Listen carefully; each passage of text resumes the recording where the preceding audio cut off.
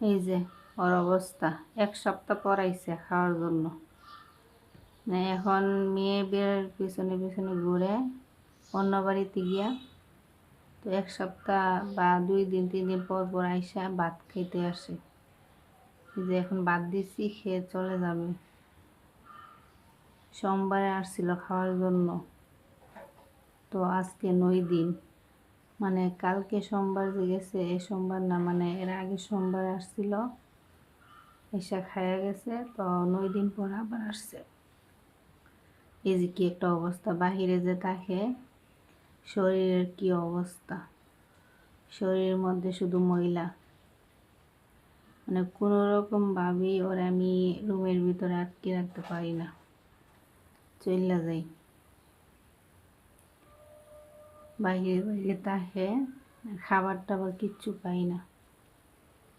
তো ক্ষুধার্ত অবস্থা আসে, এসে এরকমভাবে পাগলের মতো খাবার খাই। কি একটা অবস্থা দেখেন, মানে কালারই চেঞ্জ হয়ে গেছে, এরকম অবস্থা। মহিজা তো এমন ছিল না, মহিজা অনেক ভালো ছিল।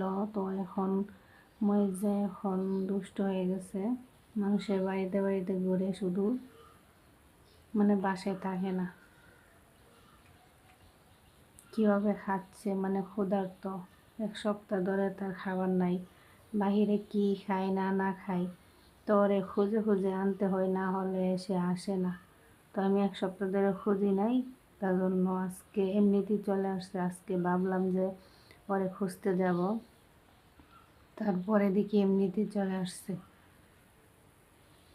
এখন আবার খাওয়া দাওয়া করে তারপর আবার চলে যাবে। মইজা, মইজা মাছ দিয়ে মানে ভাত মেখে দিচ্ছি, খাইতেছে।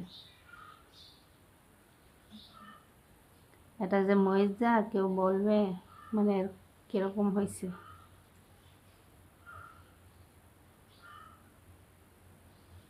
মইজা, মইজা।